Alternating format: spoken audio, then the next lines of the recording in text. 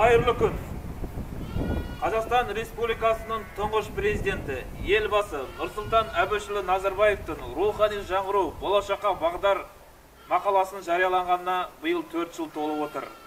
Осыған орай ұйымдастырылып отырған эстафетаны Тереңкөл ауданынан қабыл алып, Аққулы ауданына жолдаймыз. Рухани жаңғыру бағдарламасының ауыл ел бесігі жобасы аясында Железин ауданында 2019-2020 жылдары көптеген жобалар жүзеге асты.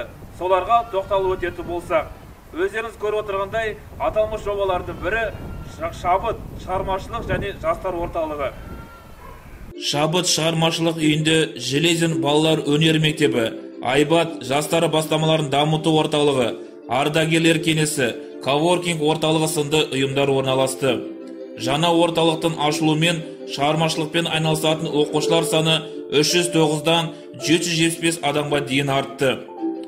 Қазіргі уақытта орталықта гитара сыныбы, фортепиано сыныбы, саксофон сыныбы, вокал және хормен ән айту бағыты, бейнелеу студиясы, қобыз сыныбы, домбыра сыныбы, сәндік қолтанбалы өнер, журналистика, хореография, дыбыс режиссері, музыка, домбырамен халық әні үйірмесі, дебют шахмат үйірмесі және монета соғу үйірмелері жұмыс істейді.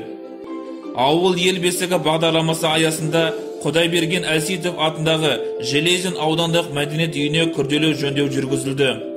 Ғимараттың шатырына жөндеу жұмыстары жүргізіліп, кеспе тастар төселіп, кіші залға плиталар төселіп, үлкен залдағы бөлшектеу жұмыстары жүргізілді. Сондай-ақ пластик терезелерді монтаждау жұмыстары жасалды.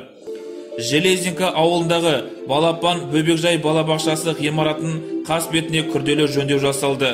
Сондай-ақ балалар ойын және спорт алаңына ағымдағы жөндеу жүргізіліп, жаңа ойын алаңдары жасақталды. Железинка ауылының кеңшілік жолдарына орташа жөндеу жұмыстары жүргізілді. 207 миллион теңге қаражатқа ұзындығы 11 шақырымды құрайтын 15 көшесіне орташа жөндеу жүргізілді. 2020 жылы ауыл ел бесігі бағдарламасы бойынша тағы бір жоба жүзеге асырылды.